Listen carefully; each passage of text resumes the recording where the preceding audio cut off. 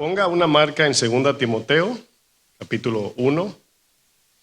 Vamos a la palabra de Dios.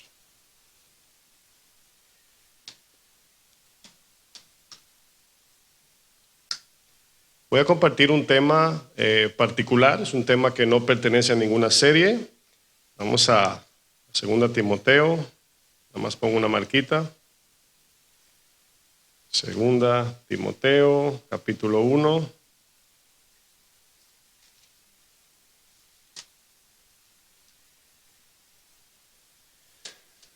Más permítame buscar un texto aquí.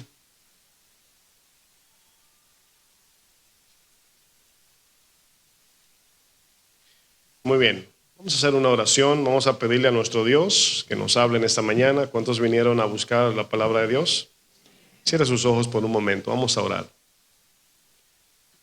Padre, en el nombre de Jesús, gracias por tu bondad y misericordia. Estamos aquí, Señor, y hay mucha necesidad de tu palabra. Cada día queremos aprender más, conocerte más, adentrarnos más en una relación contigo, Señor, y tu palabra es la que nos instruye, nos alimenta, Señor, nos da el entendimiento espiritual como cristianos. Ayúdanos en esta hora. Habla nuestra vida, Señor. Suple toda necesidad de nuestro corazón, nuestra vida. Y dame la gracia, Señor. Dame sabiduría, inteligencia espiritual para enseñar tu palabra, mi Dios. En el nombre de Jesús. Amén. Enfrentando nuestros miedos es el tema que voy a estar compartiendo. ¿Cómo se llama el tema? Enfrentando nuestros miedos. 2 Timoteo capítulo 1, versículo 7, dice lo siguiente. Dice, porque no nos ha dado Dios espíritu, ¿qué dice? De cobardía. Es importante eso que dice ahí, ¿verdad? Sino, es decir, el espíritu que Él nos ha dado es de poder, de amor y de dominio propio. Estamos viviendo en tiempos muy marcados por la maldad, la rebeldía, el orgullo y el egoísmo. Esto, mis hermanos, es una marca muy clara de las profecías de Jesús acerca del fin de los tiempos, de tiempos peligrosos. El apóstol Pablo le dice al joven Timoteo, un pastor que estaba frente a una congregación en tiempos muy difíciles, y en 2 Timoteo capítulo 3, versículo 1, Pablo le dice a Timoteo lo siguiente. Quiero que ustedes noten cuando leamos el texto que Pablo está haciendo hincapié en el corazón y el carácter de los hombres, entiéndase, de los seres humanos en el fin de los tiempos.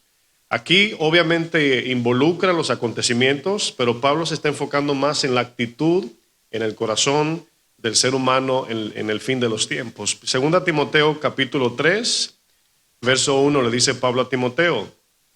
Dice, también debes saber esto, Timoteo, que en los postreros días, en los días finales, acuérdense que está hablando ya cuando estemos cerca del fin de todo, dice, vendrán tiempos, ¿qué? Peligrosos. Ahora, yo creo que mientras yo voy leyendo las palabras de la definición, las características del corazón de los hombres en el fin de los tiempos, usted en su mente diga, ¿qué hace falta por ver? De lo que voy a definir, ¿ok? Dice, preguntemos, ¿qué son tiempos peligrosos? Dice Pablo, porque habrá hombres amadores de sí mismos.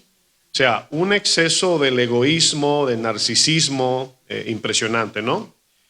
Y luego dice, avaros, vanagloriosos, avaros es personas, ¿verdad?, con ambición material, dinero, vanagloriosos, gente que se jacta, ¿verdad?, de sí mismo, soberbios, gente que hace lo que quiere, blasfemos, ofenden a Dios, desobedientes a los padres, eso está muy marcado, ingratos, gente que no es agradecida, hoy ya los jóvenes no dicen gracias ni buenos días, impíos.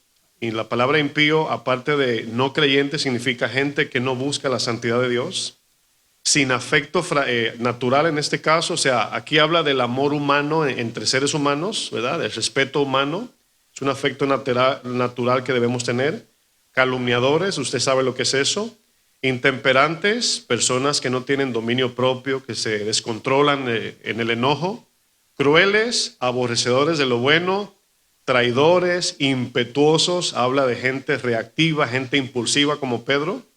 Infatuados, habla de gente que no tiene sentido común y gente que usa un exceso de amor por las cosas equivocadas. Y luego termina diciendo, amadores de los deleites más que de Dios. A medida que el mundo va en incremento de la maldad, mis hermanos, habrá un incremento de miedo y terror en la gente. La inseguridad social, la inseguridad económica, la inseguridad de nuestros hijos, etcétera, etcétera, etcétera. Todo esto produce un alto nivel de miedo. Escuche bien, y el miedo produce efectos negativos, los cuales causan en nosotros un desorden emocional, el cual luego nos impulsa al pecado. Entonces, cuando usted estudia todo esto que estamos viendo en este momento, mucha gente dice, no sé por qué no puedo dejar de pecar, o por qué tengo esta actitud, o por qué hago esto que no quiero hacer. Y es una serie de cosas que trabajan en familia. El miedo es algo poderoso, mis hermanos. El miedo negativo, porque hay un miedo bueno. Cuando te paras en la orilla de un abismo, ese miedo que te dice no te pongas ahí porque te puedes caer es un miedo positivo, es un miedo bueno. Pero estamos hablando más bien del miedo negativo, el miedo que nos controla a hacer cosas contra Dios. Vamos a analizar los efectos del miedo. Cuando nos asalta el miedo, de repente el miedo llega sin aviso, ¿verdad? Suceden una serie de cosas en nuestro interior. Nuestro cerebro reacciona de manera desordenada, descontrolada. Esto hace que perdamos el sentido común. No sé si usted se da cuenta que cuando alguien se asusta, reacciona de una manera muy, ¿verdad?, anormal, en el sentido, hace cosas o dice algo que dice, ay, ¿qué dije?, ¿verdad?, por el miedo. Bueno, eso pasa cuando hay miedo. El cerebro reacciona. Perdemos la capacidad de razonar bien y perdemos el sentido de orientación. Todo esto a causa ¿de qué? Del miedo. El miedo es un sentimiento que opera en familia, en grupo. O sea, si usted ve las emociones de los seres humanos, el miedo es uno que trabaja en conjunto con otras emociones. El miedo, hermanos, opera en conjunto con otras emociones, el cual luego quieren gobernar todo nuestro ser, nuestra mente, corazón. Pero vamos a preguntarnos, ¿qué es el miedo? Yo sé que usted sabe lo que es miedo, pero vamos a buscar la definición más sencilla. Voy a usar algunas definiciones. El miedo, escuche bien, es la sensación de angustia provocada por la presencia de un peligro real o imaginario. Ahora, fíjense cómo alguien puede estar aterrorizado, lleno de miedo por algo imaginario. Si usted, por ejemplo, va a los parques de diversión y hay juegos donde usted entra en un lugar y lo que hay es una pantalla. Pero la pantalla crea una ilusión como que usted está cayendo de un edificio de 50 pisos de altura. Y usted se llena de miedo, pero es algo imaginario, no está sucediendo. Yo quiero que usted conecte eso con las mentiras de Satanás, las mentiras del pecado. Cuando la mentira entra en tu corazón y forma escenarios que no existen y te llenas de miedo. Cuando nos asustamos por el futuro que no conocemos. Es por eso que confiar en Dios trae paz, porque Dios conoce el futuro, yo no. Entonces a mí no me importa tanto, o más bien no me enfoco tanto, mejor dicho, en lo que va a pasar mañana, porque Dios se encarga de eso. Yo me ocupo de lo que Dios me dice que haga hoy. La palabra dice, no os afanéis por el día de mañana. Cada día trae su propio mal. Entonces, si yo no puedo ni con el mal de hoy, ¿voy a estar preocupado por el de la semana que viene? No. Entonces, cada día se enfrenta ¿cuándo? Cada día, día a día. El miedo, otra definición, es una emoción natural. Quiero que noten lo que dice, una emoción natural. En sí mismo el miedo no es malo. Es cuando está mezclado con el pecado que se convierte en una alma destructiva y mortal. Es una emoción natural, dice esta definición, que se caracteriza por experimentar una sensación desagradable e intensa ante la percepción de algún riesgo o peligro. Ahora, si yo preguntara en la iglesia, ¿cuántos tienen miedo de algo o alguien? No tengo duda que todos levantaríamos la mano.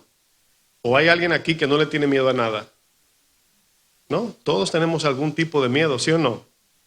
Las emociones no son malas en sí mismas, como vengo diciendo. El problema se encuentra cuando, hermanos, no sabemos manejar nuestras emociones en cualquier momento determinado. O sea, cuando no sabemos controlar lo que sentimos por dentro. El miedo es una de las emociones dada por Dios, hermanos, para cuidar y preservar nuestra vida. O sea, el miedo es algo bueno cuando no está infectado por el pecado. Sin embargo, por causa del pecado, permitir que nuestras emociones nos controlen pueden ser para nosotros algo destructivo y, como dije anteriormente, mortal. El punto aquí, hermanos, de todo esto que estamos estudiando, es que debemos de poner, diga conmigo, carácter. Diga conmigo, ponerle carácter a nuestras emociones. Ese es el punto importante. Cuando somos controlados por las emociones, nuestro carácter, hermanos, es fluctuante, es decir, las decisiones son un día sí, otro día no, ¿verdad? Vacilantes, sin firmeza ni fundamento. Como por ejemplo, vamos a usar el ejemplo del enojo. ¿Cuántos se enojan aquí?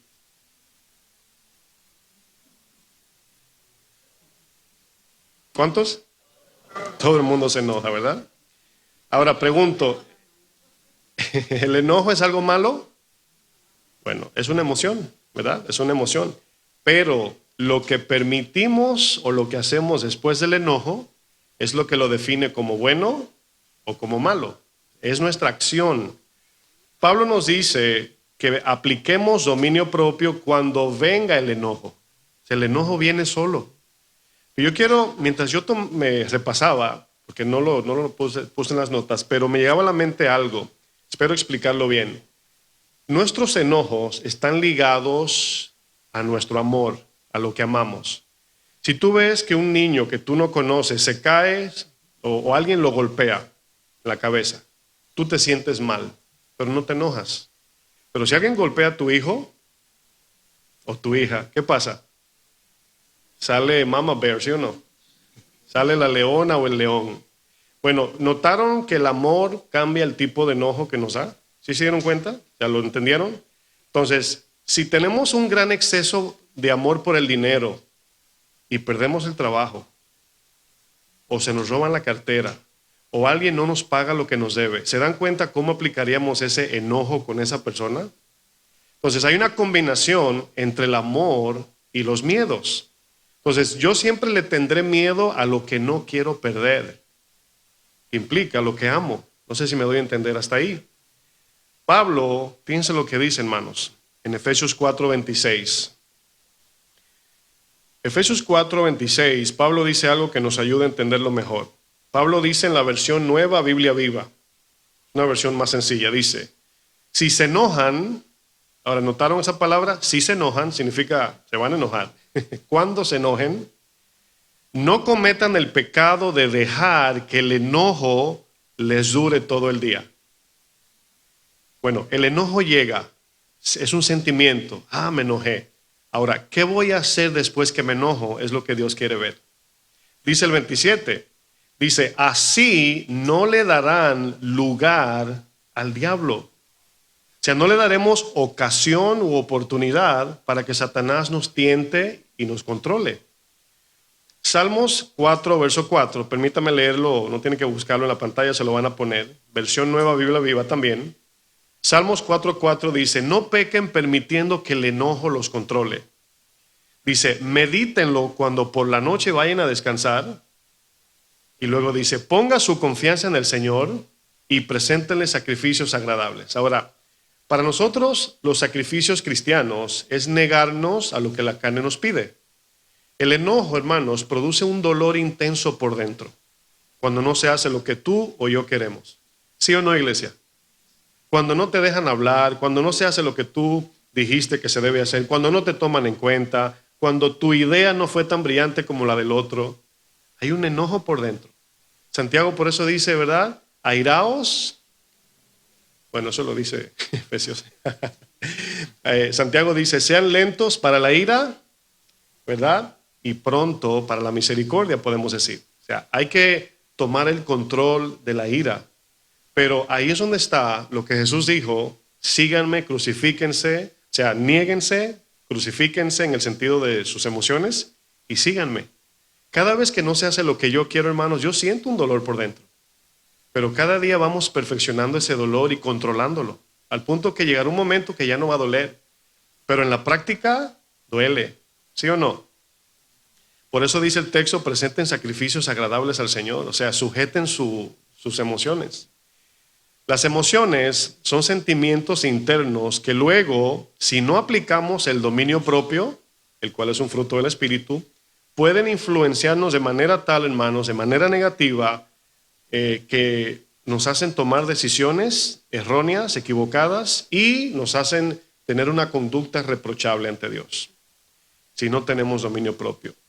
No podemos, escuche lo que voy a decir, no podemos controlar los sentimientos internos de las emociones. Eso no lo podemos controlar.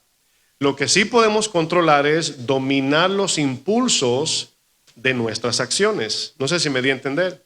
O sea, tú no puedes evitar sentirte mal. No puedes evitar enojarte por algo, pero sí puedes evitar permitir que ese enojo te controle. Eso es lo que la palabra nos enseña. La vida cristiana, hermanos, consiste en sujetar los impulsos de la carne. O sea, negarte, tomar tu cruz, seguir a Jesús, eso significa que no se haga tu voluntad, sino la del Señor. Amén. Fíjense, todos nosotros luchamos con dos fuerzas por dentro, dos fuerzas que operan de manera interna.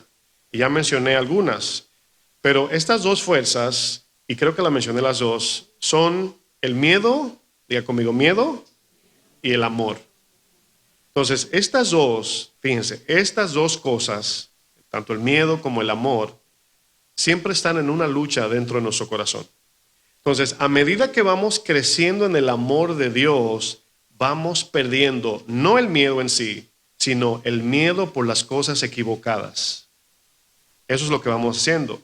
El apóstol Juan, en 1 de Juan 4:18, en la traducción al lenguaje actual, es una Biblia más sencilla, dice, la persona que ama no tiene miedo. Donde hay amor, no hay temor. Fíjense lo que dice. Al contrario, el verdadero amor quita el miedo. El contexto de este verso que estoy leyendo se está refiriendo más bien a no tenerle miedo a la ira de Dios, porque ya Él nos ama y no va a derramar su ira sobre sus hijos, ¿verdad que no? Pues ya la condenación de Dios no está sobre el hijo o la hija de Dios. Ya tenemos paz con Él, ya nos amó por su hijo, ya nos salvó. Pues ya cuando lleguemos a ese día del juicio, del día final, no veremos a Dios como juez, sino como nuestro Padre. Y entraremos con confianza. Pero el que no es cristiano y no ha nacido de nuevo, no ha entregado su vida a Cristo, sí va a tener temor, va a tener miedo. Va a mirar a Dios así como que, ay, ¿qué le digo? ¿Voy o no voy? Dice la palabra que cuando el Señor se sentó en su trono, toda la tierra corrió de su presencia. Y no se halló lugar para ellos, porque Dios es omnipresente. Entonces aquí dice Juan que el que tiene el amor de Dios no puede tenerle miedo a Dios, aunque hay un tipo de temor reverente que sí debemos tener. Hay una diferencia entre miedo y temor reverente. Hay un miedo que nos aleja de Dios, nos manda a correr, y hay un temor que nos acerca a Dios. Es el temor reverente. Hay una diferencia. Sigo leyendo. Dice, si alguien tiene miedo de que Dios lo castigue, es porque no ha aprendido a amar. Y esta palabra significa que no ha perfeccionado el amor de Dios cada día en su vida. Juan nos dice, hermanos, que el amor de Dios echa fuera todo miedo. Eso dice Juan. Uno de los miedos más fuertes en los seres humanos, escúcheme bien, y los hombres son expertos en negarlo.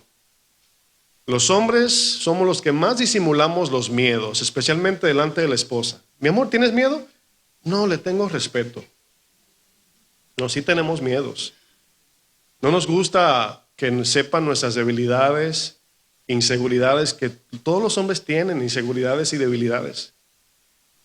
Pero pensaba yo en la alabanza, decía, cuando pensaba en eso decía, voy a ser valiente porque tengo miedo.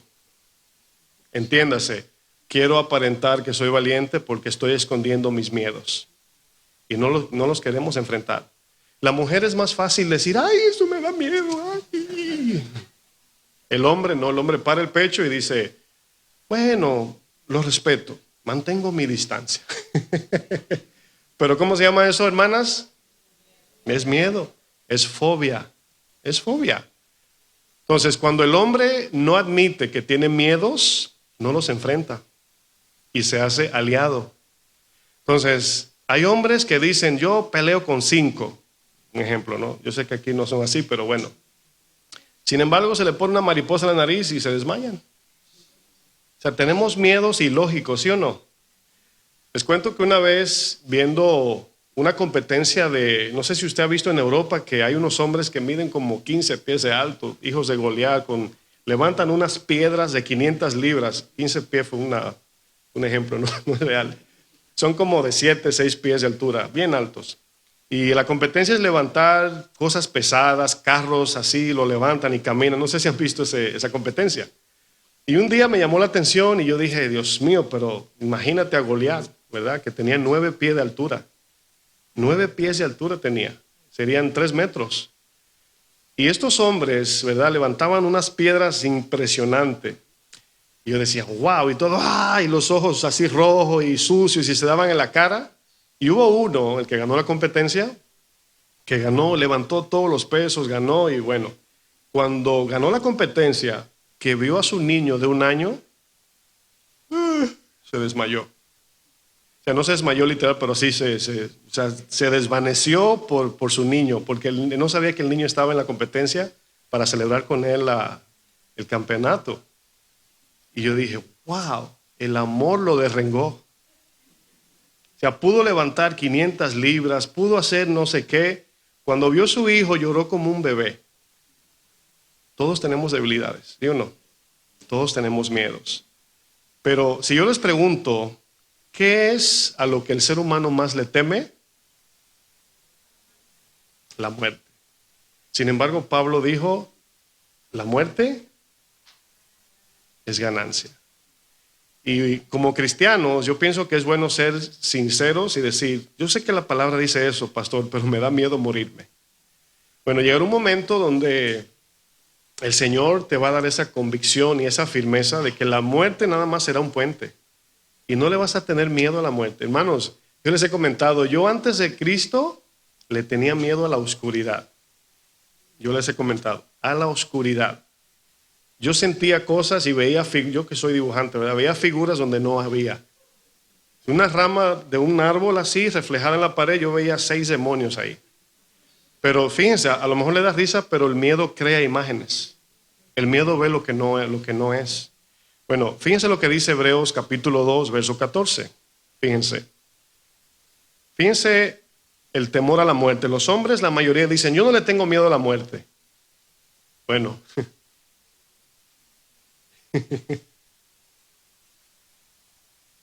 Como diría un amigo, no sé qué decirte. Hebreos 2.14 dice, así que, por cuanto los hijos, aquí se usa la palabra hijos como simples seres humanos, ¿ok? Hijos a veces se usa para hablar del ser humano que Dios creó. Dice, como los hijos participaron de carne y sangre, es decir, como somos seres humanos de carne y hueso, dice, Él también participó de lo mismo, es decir, Cristo vino en carne, vino como un ser humano. ¿Para qué vino como un ser humano? Bueno, Dios no puede morir. Tuvo que humillarse a un ser humano para poder, ¿qué? Morir. Dice, para destruir por medio de la muerte, o sea, al Cristo dar su vida, al que tenía el imperio de la muerte. Ahora, esto no significa que Satanás es el que decide los días que nos quedan de vida o cuándo vamos a morir. Eso lo decide el Señor. Satanás es un instrumento, aunque lo vemos de manera negativa, Dios lo usa como instrumento soberanamente. Cuando Dios dice, entréguenselo a Satanás. Antes de eso, pues Dios lo tenía bajo su protección como Job. Pero el Señor decide, ahí te lo entrego. Entonces Dios decide el último día que tenemos respiro, pero Satanás es el instrumento que quiere matarnos. Entonces aquí dice el texto, sigo leyendo el 15. Bueno, termino el 14, dice, esto es, el imperio de la muerte le pertenecía al diablo, antes de Cristo, antes de él morir en la cruz. Dice luego el 15, y librar a todos los que por el temor de la muerte estaban durante toda la vida bajo esclavitud. Ahora, trate usted en un segundo, ahí en su mente, analice, ¿qué tiene que ver el miedo de la muerte con la esclavitud? Tiene que ver en el sentido de que te puedo controlar con amenazarte y haces lo que yo te digo. Entonces, todo el que le tiene miedo a la muerte es esclavo de alguien o de algo. Pero si tú como cristiano no le tienes miedo a la muerte, solamente el Señor gobierna tu vida. Porque Él tiene tu vida en el hueco de su mano. Aquí la idea, hermanos, es que Satanás, por sus pensamientos, amenazas, hace que la gente se esclavice por las cosas de este mundo porque le tiene el miedo a la muerte. Hermanos, todos los días nos levantamos de la cama con un plan determinado. ¿Sí o no? Mañana tengo que hacer esto, hoy me toca hacer aquello. Pero no todos caminamos con la realidad de que un día vamos a morir. Nadie se prepara para eso en cierto modo. Nadie, o la mayoría de las personas. Estamos planificando nuestro retiro para seguir viviendo. Pero ¿cuántos piensan, por ejemplo, así mi esposa y yo hablamos de un seguro de funeral? Estamos jóvenes, pero para no dejarle esa carga a nadie, pensamos en sacar uno. ¿Eso es sabio, sí o no? Ay, pastor, no hable de eso ahora, pastor. Ni caja de muerto mencione. Hermanos, es una realidad. Es una verdad. Nos vamos a morir un día, no sabemos cuándo. Me han escuchado decir, todos tenemos fecha de vencimiento. El punto es que no sabemos dónde está. Solo Dios sabe. En otras palabras, hermanos, continuando el texto, una de las tácticas de Satanás es infundir miedo y pánico en la gente. Con amenazas, pensamientos de incertidumbre acerca de la muerte, para que por ese mismo miedo, escuche bien, causa en nosotros pánico, ansiedad, estrés, para luego ofrecernos falsas promesas y seguridad terrenal, haciéndonos así esclavos del pecado. Esclavos del pecado. Satanás esclaviza a las personas por medio de temores negativos. ¿Cuánta gente no busca de Dios cuando cree que se va a morir? ¿Y cuántos se alejan después que se alivian? Si el miedo tuviera familia, le pregunto, iglesia, ¿cuál fuera su papá? ¿Cuál fuera el padre del miedo? ¿Quién usted diría? A ver si saben. A ver, ¿qué dice el público por acá? El padre del miedo es Satanás, no, la incredulidad. Vamos a Marcos 4, versículo 35. Satanás es el padre de mentira, y podemos decir Satanás, se puede, se vale. Pero en sentido contextual y bíblico, el padre o quien domina el miedo es la incredulidad. Por ejemplo, piense cuando una persona está cerrada en una opinión y piensa que se va a morir y le dicen todo va a estar bien. No, me voy a morir. O sea, no cree que las cosas pueden mejorar. Perder la esperanza, no tener esperanza trae mucho miedo, ¿sí o no? O sea, no saber si las cosas van a mejorar. Por eso es que la vida eterna, hermanos, trae paz, porque si las cosas no mejoran aquí, está bien, mejorarán allá y para siempre. Pero si no creo en vida eterna y todo es lo que puedo adquirir o obtener en la tierra, pues me imagino que el miedo va a estar siempre en rojo. Marcos 4:35.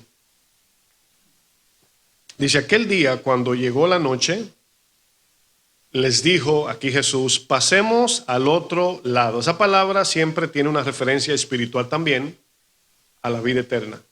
Hermanos, en Cristo pasaremos al otro lado. Dice el 36, y despidiendo a la multitud, le tomaron como estaba en la barca, y había también con él otras barcas. Pero se levantó una gran tempestad. Usted diría, para nosotros sería, se me presentó un problema. ¿Verdad? Un gran problema sería. Dice, una gran tempestad de viento y echaba las olas en la barca de tal manera que ya se anegaba. Ya la barca no podía avanzar. Dice el 38, y él, Jesús, estaba en la popa, en la parte de atrás, acostado. ¿Usted se imagina usted durmiendo en una barca ahí? No sé si usted ha visto videos de cruceros cuando nada más se mueve un poquito y se le mete un poquito de agua y la gente se muere, se desmaya. Wow. Dice, durmiendo sobre un cabezal y le despertaron. Buen día, Señor, el desayuno está. ¡Cling! No le despertaron por eso, ¿verdad? Le dijeron, maestro, ¿no tienes cuidado que perecemos? O sea, que nos vamos a morir. ¿No te importa que nos vamos a morir? Dice, y levantándose reprendió al viento y dijo al mar. ¿Se imaginan a Jesús? ¿Qué les pasa? Mar, tranquilo. Con ese andaban, con el Señor, con el que creó el mar. El que lo creó. Imagínense si le va a obedecer. El que creó los vientos. Impresionante. Pero el miedo hace que se nos olvide esto, claro. Dice, calla, enmudece. Y cesó el viento y se hizo grande bonanza, es decir, grande paz. Y les dijo, ¿por qué estáis así amedrentados? Y aquí amedrentados, la palabra griega es cobardía o miedo impulsivo. Miren, usted puede tener cierto miedo, pero usted se puede quedar tranquilo. Pero hay un miedo que te impulsa a hacer lo que tú no quieres hacer. Dice, ¿cómo no tenéis fe? O sea, ¿por qué no confían? Entonces temieron con gran temor. Aquí el temor que tenían de la tempestad pasó ahora a ser un buen temor, temor a Dios. Y se decían el uno al otro, ¿quién es este que aún el viento y el mar le obedecen? Hermanos, la fe vence los miedos, la confianza en Dios. La desconfianza y la incertidumbre son familias del miedo, pero la fe produce confianza y certeza y esta trae paz al corazón y el miedo se va. Es por esto que vemos a Jesús dándonos ejemplo de cómo debemos de actuar cuando llegan las tempestades. Él nos enseña cómo manejar eso. Si usted ha leído su Biblia, usted nunca va a ver a Jesús alarmado. Ay, Dios mío, ¿qué va a pasar? ¿Se imagina Jesús? Jesús estaba tranquilo y dormido en la popa de la barca, tranquilito. Los discípulos debieron poner su mirada en dos cosas. ¿Saben lo que hacen los niños cuando hay peligro? ¿Saben lo que hacen los niños? Miran a sus padres. Es lo primero que hacen. Le miran la cara a ver qué tan peligrosa está la cosa. Sí se dan cuenta, ¿verdad?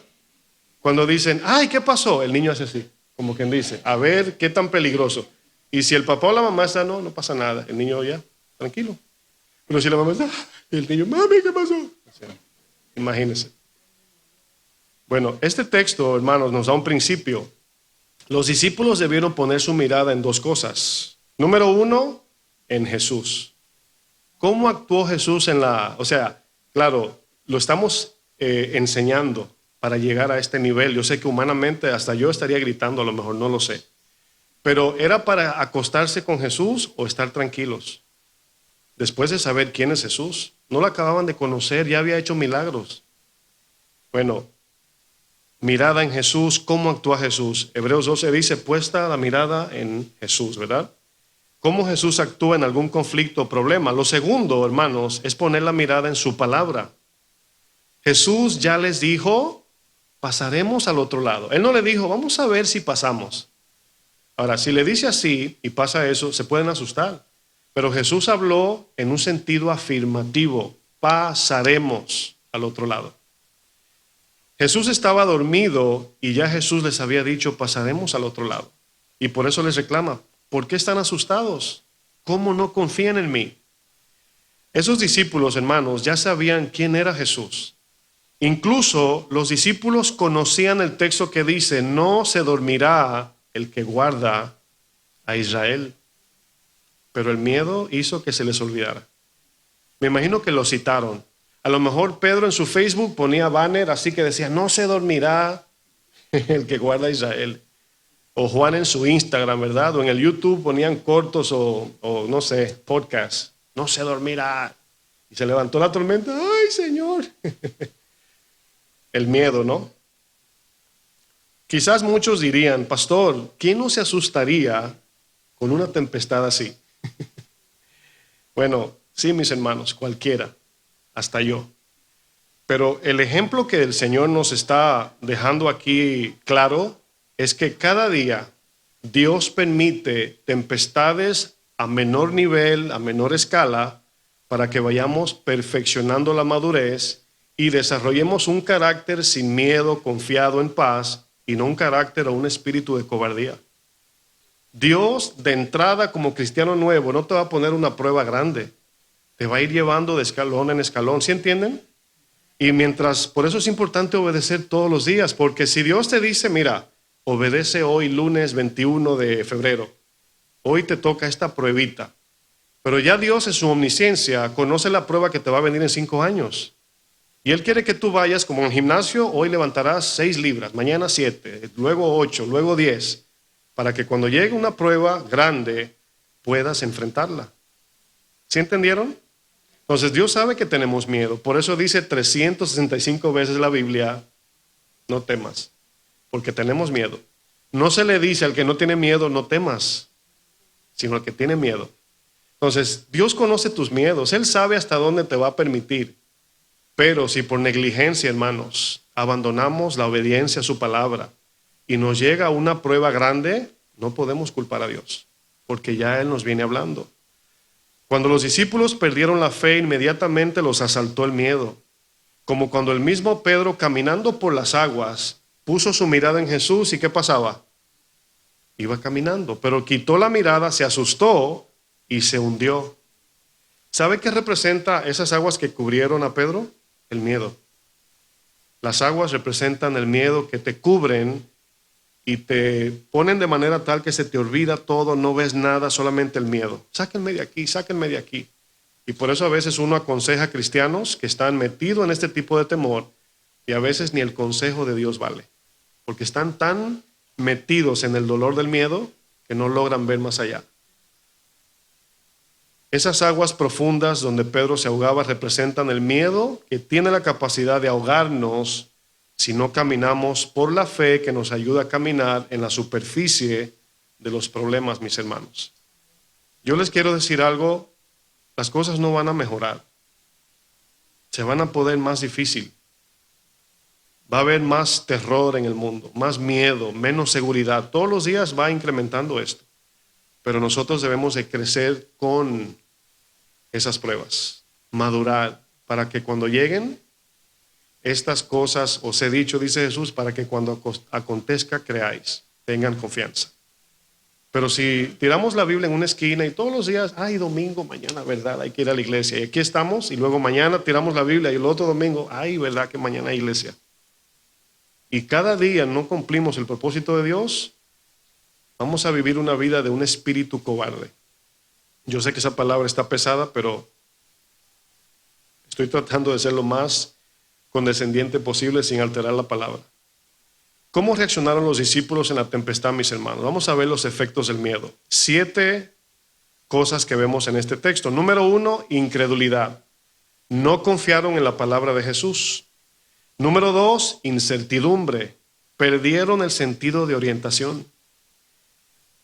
Número 3, pánico. Despertaron a Jesús abruptamente. Número 4, pérdida de memoria. Se les olvidó la promesa de pasar al otro lado. Número 5, minimizaron a Dios. Vieron la tempestad más grande que a Dios. Número 6, impaciencia. Su reacción imprudente al despertar a Jesús. Le dijeron, ¿no te importa que nos vamos a morir? Bueno, se da cuenta, antes de saltar al 7, se dan cuenta que el miedo hace cosas que distorsiona, es el punto 7, distorsión del conocimiento de Dios. Cuando le dicen, ¿no te importa, Señor? ¿No estás interesado en ayudarme? No, es tu miedo que crea a un Dios que no es, a un Dios imaginario. Hoy los medios de comunicación, hermanos, tienen un poder influenciador impresionante.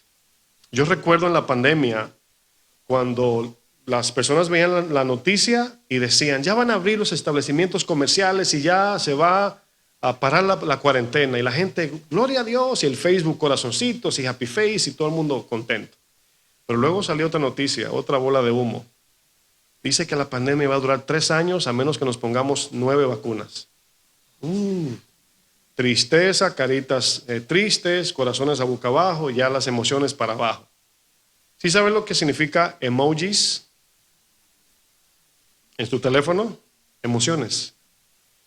Y luego hay gente que están súper enojados. ¿Cómo te sientes? Y mandan un happy face, ¿verdad? Y de alguna manera como que te das cuenta, dice, algo pasa. Pero te mandan una carita feliz, el cual no siente eso.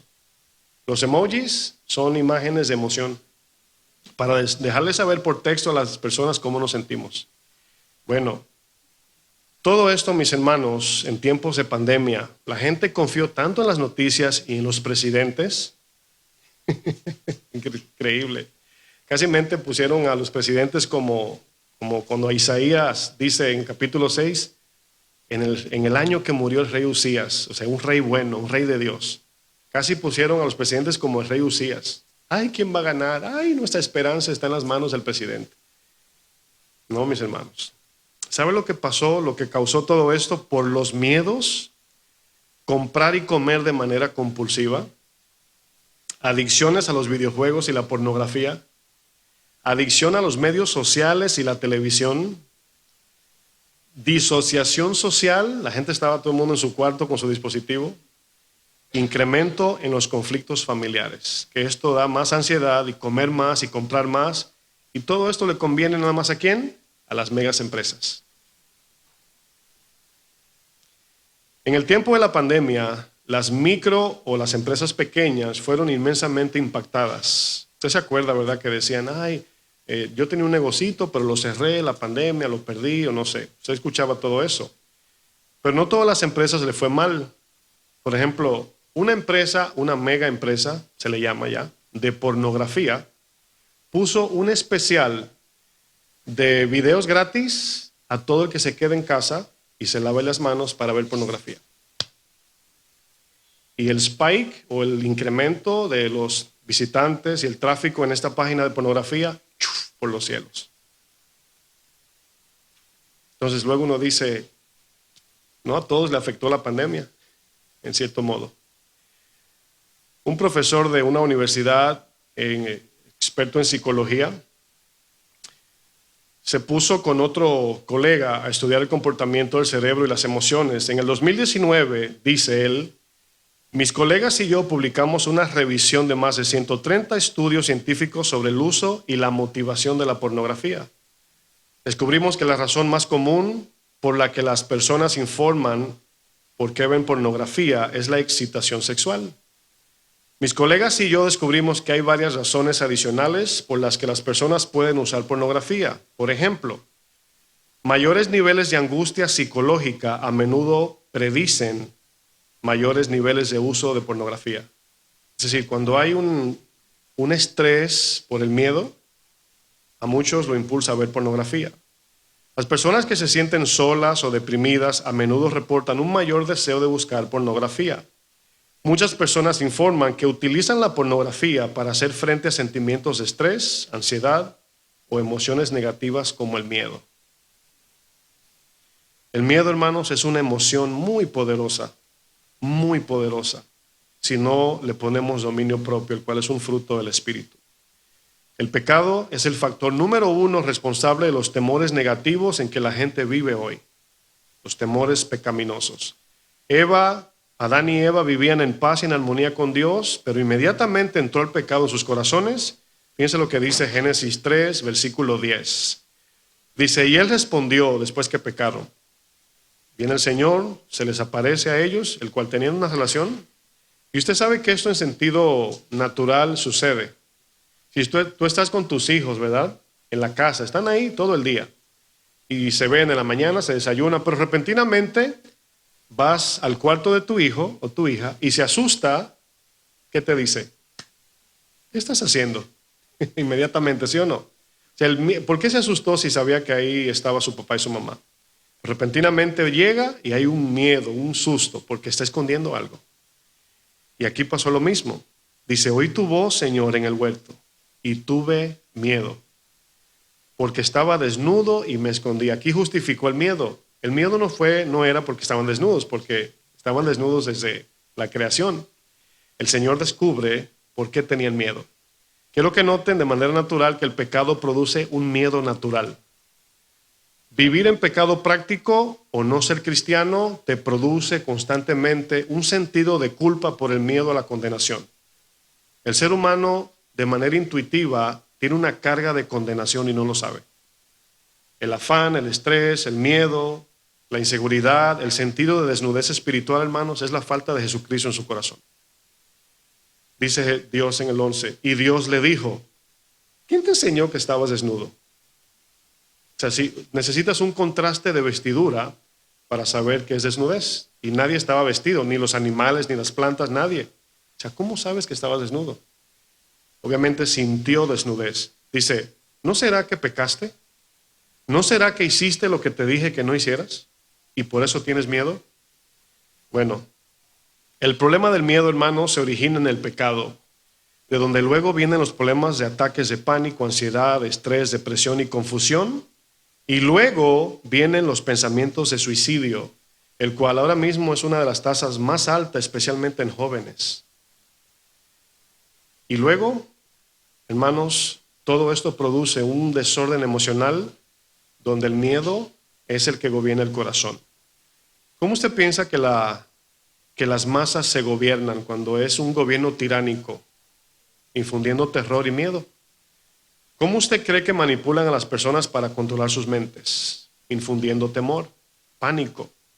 Usted sabe que cuando la noticia dice que hay un posible atentado de terrorismo, gracias, y dicen, donde quiera que hay mucha gente, ¿verdad? Pues ahí va a haber un atentado de terrorismo. Bueno, en películas a veces se ve cuando dicen, otros países dicen que hacen eso y lo publican en videos para infundir temor y baja la economía. Esa es la idea en muchos de los casos.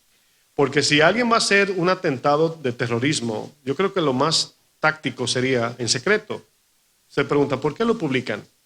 Porque necesitan infundir temor, terror, pánico en la gente, porque eso mueve a la gente. La gente come más, compra más y lo manejas. Cuando yo estaba en la escuela, cuando estaba un adolescente, mejor dicho, a veces me acuerdo que me ponía a jugar con jóvenes más jóvenes que yo, ¿verdad? Más niños. Y estábamos jugando y yo veía que no hacían lo que yo les decía y me inventaba algo así para asustarlos. Si no hacen lo que les digo, le va a pasar esto, esto y esto. Y eso ha existido siempre, hermanos, usar el terror y el temor para controlar. Pero ya que tenemos el Espíritu Santo, hermanos, no debemos de ser controlados por el miedo. El miedo influenciado por el pecado nos controla de tal manera que nos frisa, hermanos, nos frena de hacer la voluntad de Dios. Nos hace tímidos, vacilantes, cohibidos, introvertidos y nos paraliza de tal manera que no hacemos lo que Dios nos manda hacer por causa del miedo.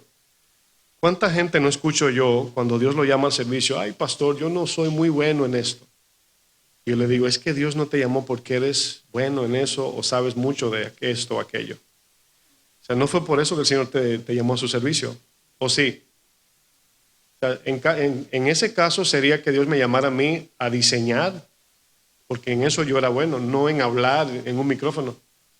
Me llamó a hacer algo que yo no soy experto y por eso cuando me ven oro parado ahí, oro parado aquí, me paro aquí, le pido, Señor, ayúdame porque necesito su gracia.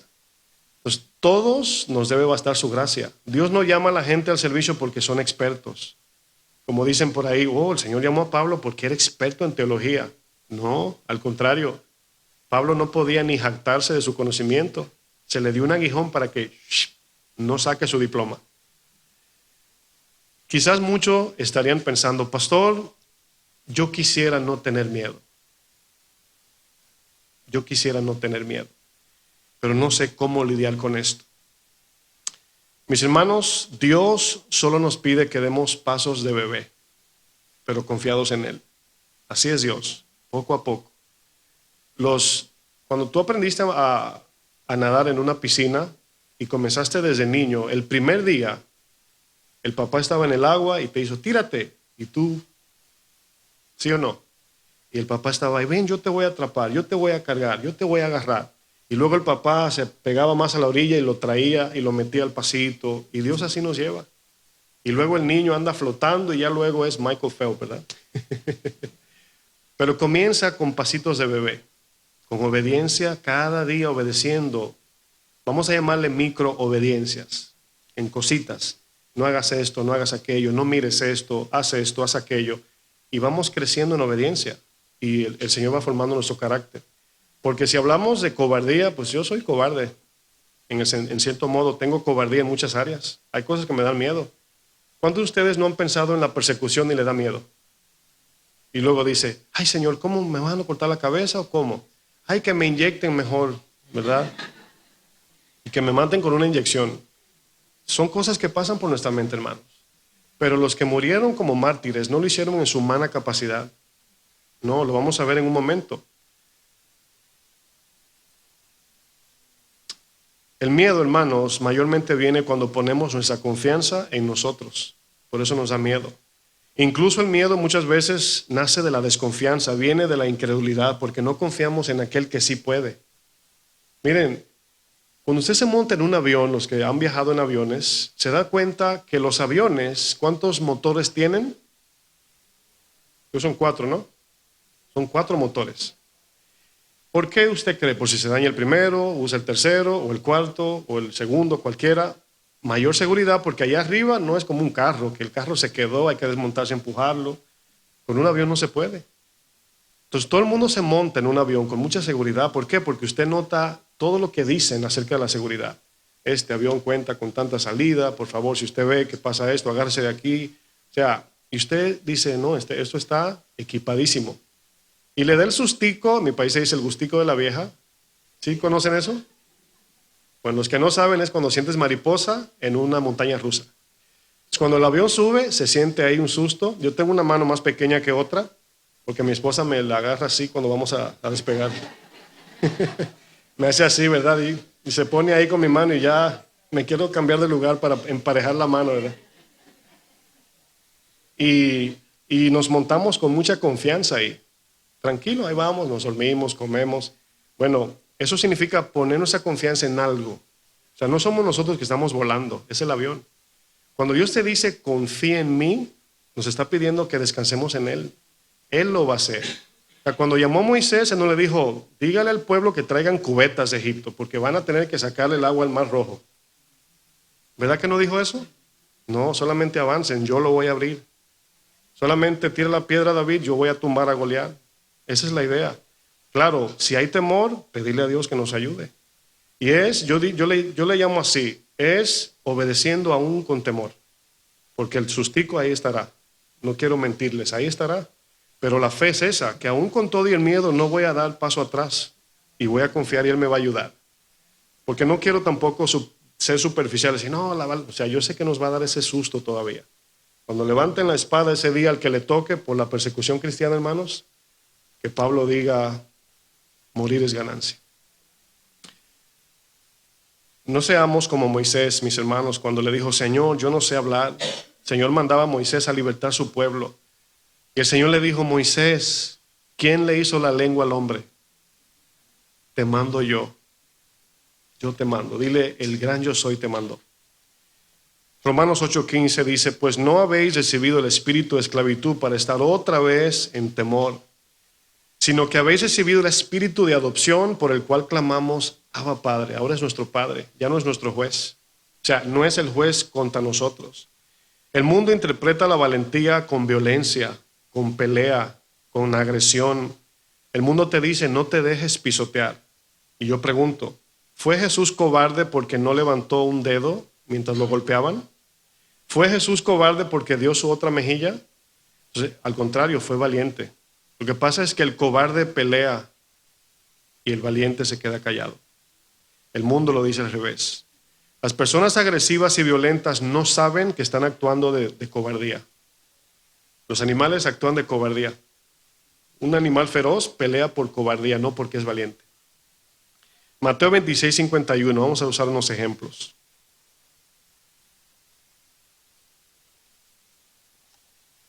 Dice, pero uno de los que estaban con Jesús extendió la mano, sacó su espada, hiriendo a un siervo del sumo sacerdote, le quitó la oreja.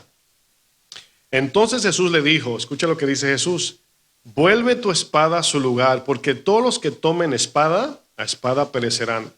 Y le dice a Pedro, ¿acaso piensas que no puedo? O sea, déjame ayudarte, Señor, ¿verdad? ¿Acaso piensas que no puedo? Es decir, cuando Dios no responde a alguna petición, ¿es porque no puede el Señor o porque no es su voluntad? Bueno, dice, ¿acaso crees que no puedo orar a mi Padre y Él me enviaría 70,000 ángeles? Pero ¿cómo entonces se cumplirá las escrituras de que es necesario que así se haga? Es necesario, esa palabra no se le olvide, es necesario. La reacción de Pedro no fue de valentía, mis hermanos, sino de miedo. Las personas que pelean y reaccionan ante alguna ofensa, la palabra de Dios le llama cobardía y miedo. Memorices eso muy bien. ¿De dónde surgen los miedos? Preguntemos. Bueno, todos, como hemos visto ya, tenemos miedos. Esto, hermanos, que estamos enseñando no se trata de si tenemos miedo o no tenemos miedo. Aquí la pregunta importante, la que debemos hacer es, ¿cuál es el miedo que te controla? ¿El temor a Dios o el miedo del mundo? La palabra dice que el principio de la sabiduría es el temor a Dios. Significa que aunque sí tengo miedo de que me maten, pero tengo más miedo de perderme eternamente. Sí, yo le tengo miedo a lo que digan, pero más miedo le tengo al Señor lo que piense de mí. Entonces siempre habrá temores, pero habrá uno que gobernará tu corazón. Hay quienes le tienen miedo a una serpiente, o a ratones, o insectos. Hay quienes tienen miedo al fracaso y se afanan. Hay quienes tienen miedo de cometer errores y nunca intentan nada. Hay quienes tienen temor de hombres y son gobernados por las personas para quedar bien con todos. Hay quienes tienen temor a las confrontaciones y huyen del consejo. Hay quienes tienen miedo escénico, hay quienes tienen miedo a la muerte y son controlados por las amenazas. Bueno, todos tenemos algún miedo.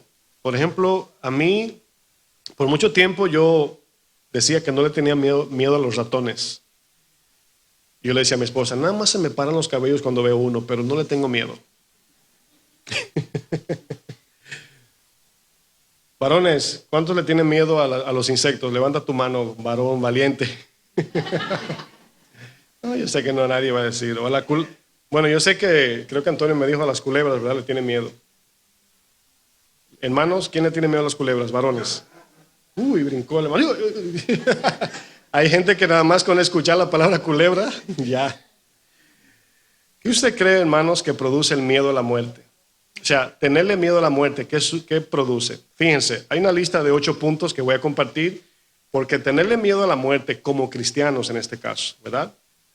Produce lo siguiente. Número 1, ansiedad y afán. Número 2, amor al dinero. Número 3, obsesión por el cuidado físico. Hay gente que están obsesivamente, o sea, es bueno cuidar su cuerpo, ¿sí o no? Pero hay gente que están obsesionados con eso. Número 4, paranoia y delirio de persecución. Número 5, no vivir cada etapa de la vida, envejecer. Es importante, hermanos, disfrutar cada etapa. Número 6, excesivamente dependiente de los medicamentos. Y escucha la palabra, excesivamente. Yo sé que hay quienes tienen sus medicamentos, pero hay quienes se pasan. 7, un carácter sumamente egoísta, o sea, solamente piensa en sí mismo. Y número 8, gobernados por la incredulidad. Los miedos negativos gobiernan nuestra mente y corazón, hermanos. Es importante distinguir esto. El miedo, como dije anteriormente, tiene familia. ¿Cuáles son las familias del miedo? Bueno, el pánico, la ansiedad, la depresión, la preocupación, la duda, el nerviosismo, el desespero, la confusión, el estrés, la turbación, paralizarse, ser tímidos, o la timidez, mejor dicho, cuando tenemos que reaccionar, el espanto, el alarme, el susto. Es una lista larga de los miedos, hermanos. Se manifiesta de muchas maneras. El apóstol Pablo le dice a Timoteo, porque no nos ha dado Dios un espíritu de cobardía, sino de amor, de poder, de dominio propio. ¿Qué significa la cobardía? Vamos sobre el final. Apocalipsis 21:8 dice, pero los cobardes e incrédulos, fíjense al nivel que lo pone. Y permítame explicar esta palabra para que entiendan por qué está en esta lista. Los cobardes e incrédulos, los abominables y homicidas, fíjense el nivel que lo puso. Los fornicarios y hechiceros, los idólatras y todos los mentirosos tendrán su parte en el lago que arde con fuego y azufre, que es la muerte segunda. La palabra cobardía, escuche bien, significa miedo, temor y timidez. Alguien que carece de valor para hacer algo difícil, pero necesario. La palabra cobarde es una palabra que se refiere a personas que por no tener un alto aprecio o por tener, mejor dicho, por tener un alto aprecio o interés por sí mismo, el cual es egoísmo, es alguien que por salvar su propio pellejo, como usted conoce el dicho, actúa en cobardía. Es cuando algún familiar abandona o un hombre abandona a su familia por irse a hacer lo que le da la gana. Eso es cobardía. Huye del peligro por salvarse a sí mismo, abandonando a los demás cuando se necesita su ayuda. Dice Juan, hermanos, en 15:13 dice que Jesús dijo esas palabras: nadie tiene mayor amor que este, que uno ponga su vida por sus amigos.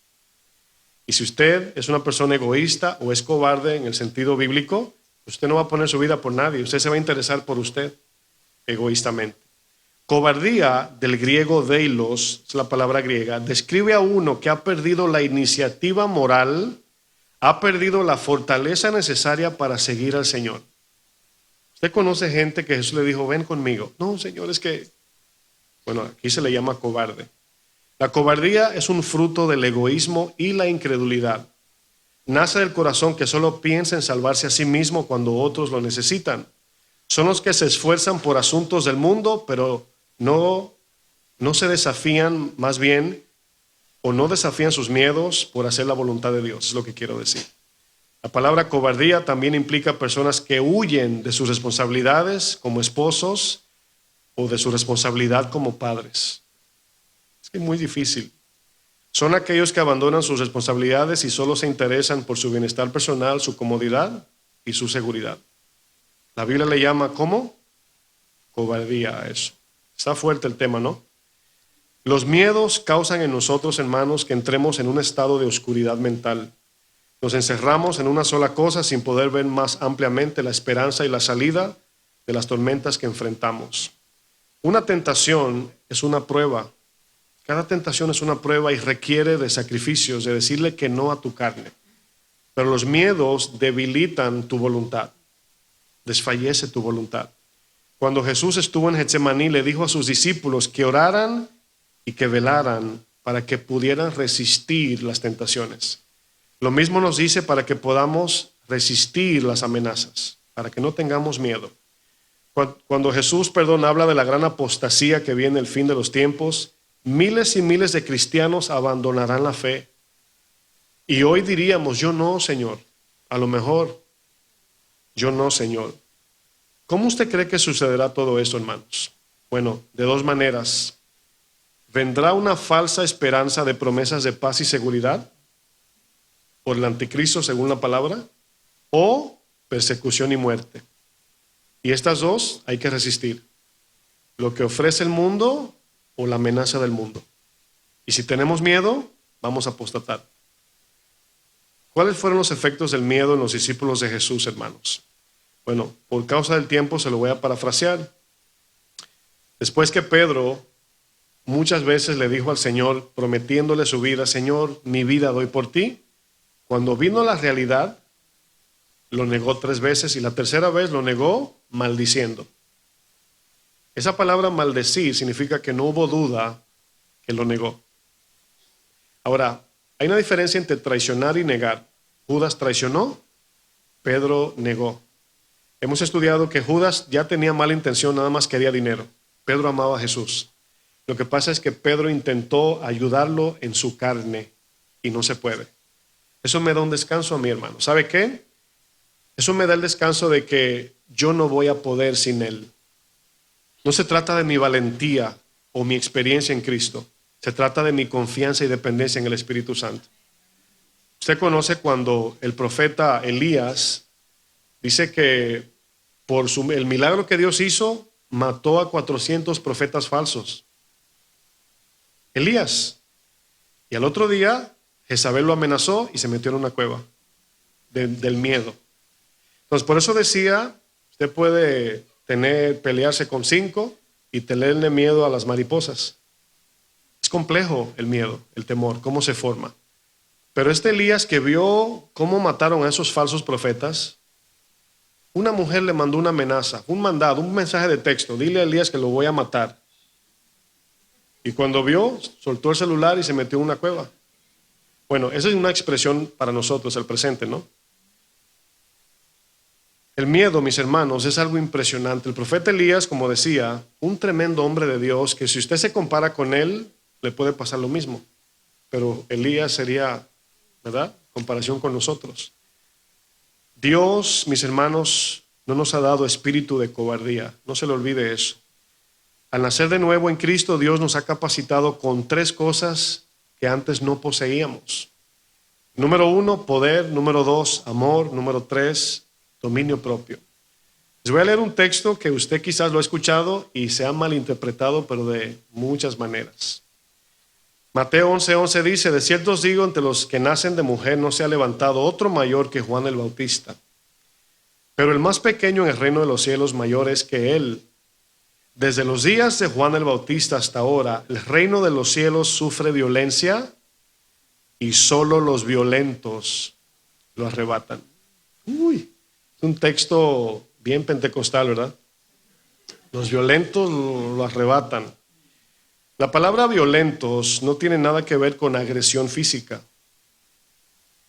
No tiene que ver con valentía humana o fuerza muscular. No tiene que ver con una ímpetu o el ímpetu humano para hacer algo o no tenerle miedo a la muerte. En lo absoluto, mis hermanos. La palabra valiente aquí tiene sentido de actuar bajo la fuerza espiritual de Dios para tomar una decisión. Yo decido confiado, el Espíritu me da la capacidad de ser valiente.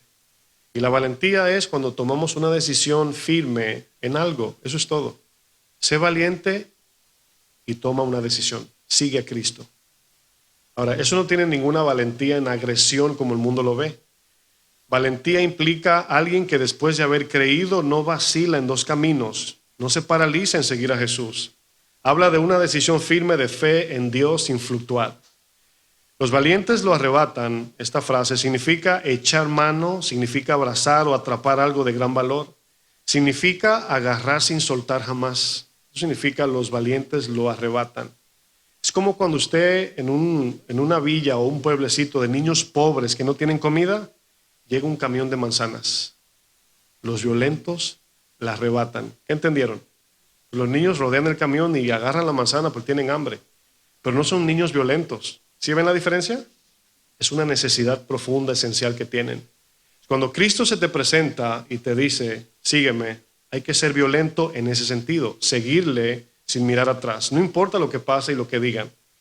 Humanamente Pedro, hermanos, no pudo seguirle cuando Jesús fue apresado. Pero cuando descendió el Espíritu Santo de Dios, Pedro pudo entregar su vida sin temores, al punto que fue crucificado cabizbajo. Hechos 1:8 dice, pero recibiréis poder cuando haya venido sobre vosotros el Espíritu Santo. Y me seréis, ahí hay una definición. ¿Qué significa testigos? Sacrificar tu vida por Jesús. Y me seréis testigo. Por el poder del Espíritu podemos dar la vida. Podemos. Pero la fe es en Cristo, Él se encarga de lo demás. Él nos da la valentía, Él nos da esa fuerza para derribar a Goliat, por así decir. Hermanos, aquí un poquito de contraste, porque luego hay cosas que Dios nos pide y le decimos, ay Señor, es muy difícil. Pero fíjense, hay quienes se lanzan de un paracaídas para enfrentar sus miedos. Yo tenía eso en my bucket list. Yo una vez lo puse en mi lista de deseos de mi vida, tirarme de un paracaídas. ¿Alguien alguna vez lo ha hecho? Ricky, you did it? ¿Quién más? ¿Nadie más? ¿Paracaídas? ¿Alguien quiso hacerlo? Bueno, ¿verdad? Y mayormente es un desafío, ¿no? Decir, ay, quiero desafiar ese miedo. Hay quienes desafían un toro o un cocodrilo o una serpiente venenosa para enfrentar sus miedos. Hay quienes se drogan o se alcoholizan para no enfrentar el miedo, para calmar los nervios por el miedo. Hay quienes practican juegos extremos para enfrentar miedos. Y hay quienes practican yoga y meditación trascendental para controlar sus miedos. Usted no se imagina, mis hermanos, usted tómese un momento, éntrese en el internet y busque todos los medicamentos que existen por causa del miedo. Usted se va a desmayar. Dios no nos está diciendo que en nuestras fuerzas seamos valientes, hermanos, no.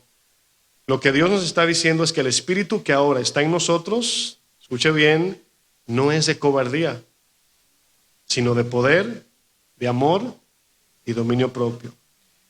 El poder nos habla de la capacidad espiritual que ahora tenemos en Cristo después de haber nacido de nuevo. Ahora tenemos el poder de enfrentar nuestros miedos, hermanos. Podemos negarnos al pecado, resistir al diablo. Ese poder sirve para soportar las pruebas y sirve para decirle que no a las tentaciones cuando lleguen. El amor, ahora en Cristo cargamos el amor sincero y puro de Dios.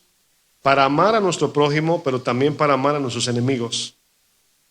Ese amor nos suple para llenar nuestro corazón, pero también nos ayuda a amar a los difíciles de amar. Ese mismo amor echa fuera el temor, ya que por amor a Jesús nos ha dado vida eterna, hermanos. Ya no le tenemos miedo a la muerte. Eso nos ayuda a no tenerle miedo a la muerte y ese mismo amor nos ayuda a mirar a nuestro ofensor en la cara y perdonarlo, así como Cristo lo hizo en la cruz por nosotros. El dominio propio, en Cristo ahora tenemos la capacidad de negarnos al pecado. El dominio propio es como una especie de disciplina propia que optamos por hacer. Podemos dominar nuestros impulsos de la carne, podemos darle carácter a nuestras emociones cuando éstas quieren desbordarse. El dominio propio es la capacidad de aplicar disciplina a nuestro carácter torcido, quien se inclina por las cosas que van contra la voluntad de Dios. Amor, poder, dominio propio.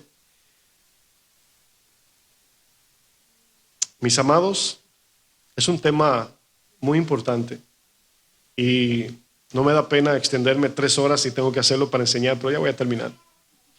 Es un tema que es una herramienta de todos los días, por eso estoy enfatizando tanto en tantos puntos. La Biblia está llena de versos como estos. El apóstol Pablo dijo, por lo demás, hermanos míos, fortaleceos en el Señor y en el poder de su fuerza.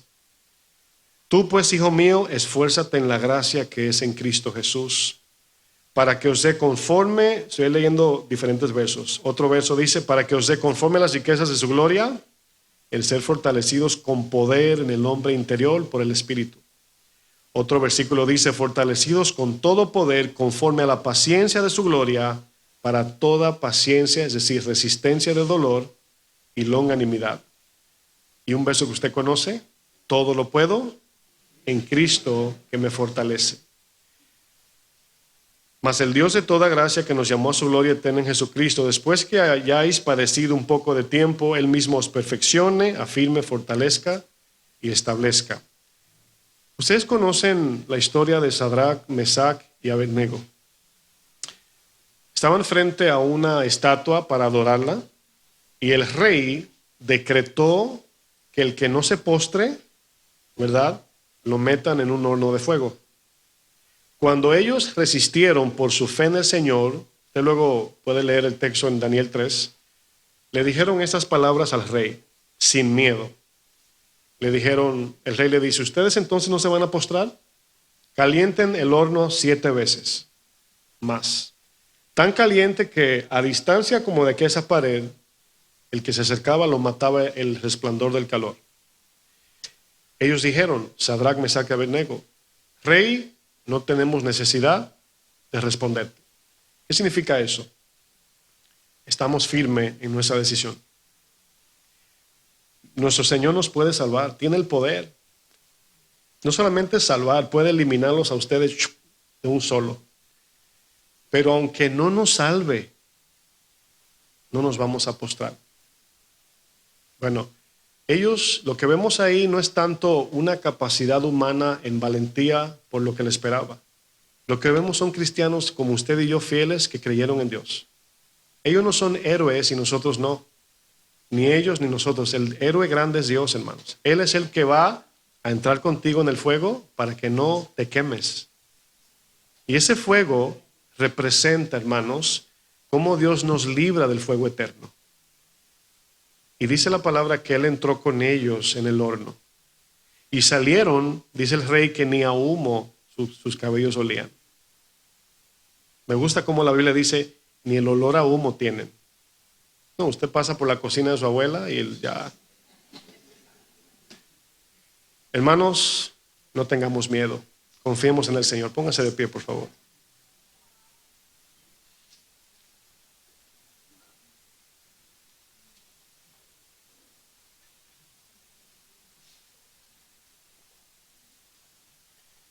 Un buen lugar para comenzar es la honestidad. Cuando venimos delante del Señor, especialmente en oración, Es bueno decirle sinceramente, Señor, me da mucho miedo esto, aquello, esta decisión. Tengo temores, tengo inseguridades en mi vida, especialmente los varones. Somos expertos en querer esconder eso porque pensamos que lo van a usar en contra de nosotros. No queremos que la gente conozca nuestras debilidades porque la usan en contra de nosotros. Pero la vida cristiana se trata de ser débiles y fuertes en el Señor. ¿Qué dijo Pablo? En mi debilidad reposa el poder de Dios. Si alguien te dice, tú eres débil, tú le dices, yo sé. Y ya, no hay pleito. Te lo dice para insultarte. Pero tú dices, sí, yo sé, claro que soy débil. Si no, no fuera cristiano. Así que Dios es tan bueno, hermanos, y tan sabio de una manera inmensa que todo el mundo es bienvenido al reino de Dios. Todo el mundo, no importa que tú seas una persona muy temerosa, muy tímida, muy introvertida, no sé. El Señor te va a dar un espíritu de poder, de amor y de dominio propio. Pero hay que confiar. A pesar de los temores, es como cuando yo les decía que hay quienes le tienen temor a una mariposa, pero se pelean con 5 hombres, ¿verdad? Y son extraños los temores, ¿sí o no? Son raros, porque a mí me da un poco de temor las montañas rusas, pero me tiro de clavado de 30 pies de altura en el agua, sin nada, y no me da miedo para nada. Pero me subo en la montaña rusa y ya mi esposa me está haciendo bullying ya. Ay, mira cómo se pone. Y luego vamos a ver la foto. Y digo, no, las fotos no. Y se ven las fotos cuando uno se desmonta. Cuando vas ahí en la parte más, y te tiran fotos y luego vas y las compras. Y mi esposa siempre dice, vamos a ver las fotos, digo yo. Y ahí salí yo así. Tenemos miedos, hermanos, hay temores. Hay muchas áreas donde decimos, aquí, Señor, yo no sé cómo lo voy a hacer. Pero quiero decirte que en esas áreas donde hay más temor, es donde Dios te va a usar más. Porque es la que tú reconoces que no puedes. Dios no nos puede usar en las áreas que decimos yo puedo. Hasta que no decimos, Señor, estoy en tus manos, Él no puede obrar. Así que cierre sus ojos por un momento y tomes unos segundos y piense en esas cosas que le dan terror, por así decir, pánico. Piensa, trata de concentrarte tú y Dios y dile, Señor, tengo complejos. Tengo cosas en mi cuerpo físico que me trae complejo. Eso me hace ser tímida, tímido. Y eso me obstruye cuando quiero hacer lo que tú me mandas a hacer. Señor, no tengo tanta capacidad de conocimiento, Señor, y me da vergüenza a veces. Y eso me turba, Señor.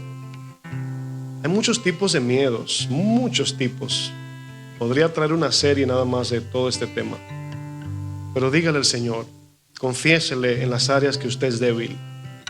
Dile, Señor, aquí no puedo. Confío en ti, Señor. Yo sé que tu espíritu me va a fortalecer. Y voy a trabajar en resistir el dolor del miedo mientras obedezco tu palabra. Ayúdanos, Señor. Somos tus hijos, aquí estamos. Si fuéramos en sí valientes, ¿para qué el Espíritu Santo en nosotros? ¿Para qué tuviste que morir?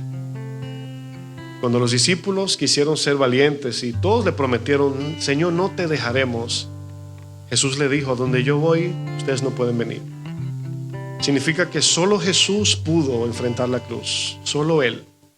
Y gracias a su valentía, su entrega, su devoción por nosotros, ahora nosotros cargamos nuestra cruz en sacrificio vivo para dar nuestra vida ahora por aquellos que no conocen al Señor y servirles, abstenernos de las cosas que las emociones a veces quieren sacar. Y aunque sí duele sujetar las emociones, como mi esposa en el día de ayer compartía a las hermanas, es un dolor, es una lucha interna, lo hacemos por amor, porque ahora tenemos el poder y el dominio propio. Padre, en tus manos estamos, cambia nuestro corazón. Ayúdanos porque en el reino de los cielos ya no habrá necesidad de dominio propio ni de poder, solamente de amor. Allí el amor va a prevalecer. Pero mientras estamos aquí, Señor, capacítanos en tu voluntad. Que seamos cristianos sencillos, obedientes, mansos. Que amemos a nuestro prójimo, pero también a nuestros enemigos. Así como tú desde la cruz los mirabas sabiendo que morías también por ellos. Aunque te odiaban, te escupían, te mataron, los miraste con ojos de misericordia, Señor. Y por eso no tenemos miedo. No le tengo miedo a mi ofensor, ni a mi perseguidor, ni a aquel que me quiera quitar la vida. Al contrario, así como Esteban, le digo, Señor, no le tomes en cuenta su pecado. Ayúdanos a ser cristianos así, cada día, Señor, en el nombre de Jesús. Gloria a Dios.